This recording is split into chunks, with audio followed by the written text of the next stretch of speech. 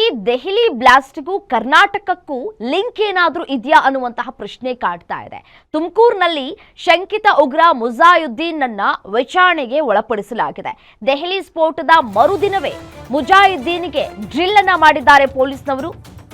ಹಾಗಾಗಿ ದೆಹಲಿಗೂ ಕರ್ನಾಟಕಕ್ಕೂ ಈ car blast ಆದಂತಹ ಪ್ರಕರಣಕ್ಕೆ ಸಂಬಂಧಪಟ್ಟಂತೆ ಲಿಂಕ್ ಇದೆಯಾ ಅನ್ನೋದರ ಕುರಿತು ತನಿಖೆಯನ್ನ ಮತ್ತಷ್ಟು ಚುರುಕುಗೊಳಿಸಲಾಗ್ತಾ ಇದೆ. ದೆಹಲಿ ಸ್ಫೋಟದ ಮರುದಿನವೇ ಮುಜಾಹಿದ್ದೀನ್ಗೆ ಡ್ರಿಲ್ ಮಾಡಿದ್ದಾರೆ ಅಧಿಕಾರಿಗಳು. ತುಮಕೂರಿನ PH ಕಾಲೋನಿ ನಿವಾಸಿ ಮುಜಾಹಿದ್ದೀನ್ ತಿಲಕ್ ಪಾರ್ಕ್ ಠಾಣೆಯಲ್ಲಿ ಮುಜಾಹಿದ್ದೀನ್ನನ್ನ ವಿಚಾರಣೆಗೆ ಒಳಪಡಿಸಲಾಗಿದೆ.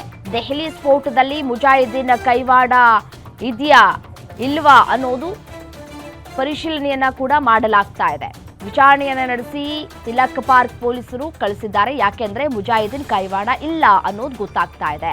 ತನಿಖೆಯ ಸಂದರ್ಭದಲ್ಲಿ ಖಲೀಫತ್ ಉಗ್ರ ಸಂಘಟನೆಯಲ್ಲಿ ಗುರುತಿಸಿಕೊಂಡಿದ್ದಂತಹ ಈ ಮುಜಾಹಿದ್ದೀನ್ ಸಂಘಟನೆ ಮುಖಂಡರಿಗೆ ತುಮಕೂರಲ್ಲಿ ಸಭೆಗೆ ಅವಕಾಶವನ್ನ ಕೂಡ ಮಾಡಿಕೊಟ್ಟಿದ್ದ.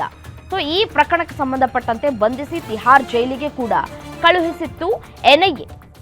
6 ವರ್ಷ ಶಿಕ್ಷೆಯನ್ನು ಅನುಭವಿಸಿ ತಿಹಾರ್ ಜೈಲಿಂದ ರಿಲೀಸ್ ಕೂಡ ಆಗಿದ್ದ ಮುಜಾಹಿದ್ದೀನ್.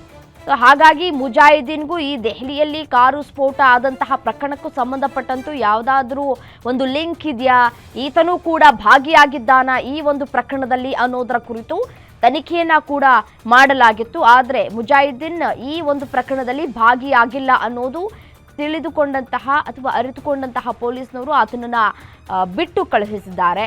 ಇನ್ ಕೇಸ್ ಏನಾದರೂ ಡೌಟ್ ಬಂದರೆ ಮತ್ತೆ ವಿಚಾರಣೆ ನಡೆಸಿದ್ರೂ ಕೂಡ ಅಚ್ಚರಿ ಇಲ್ಲ.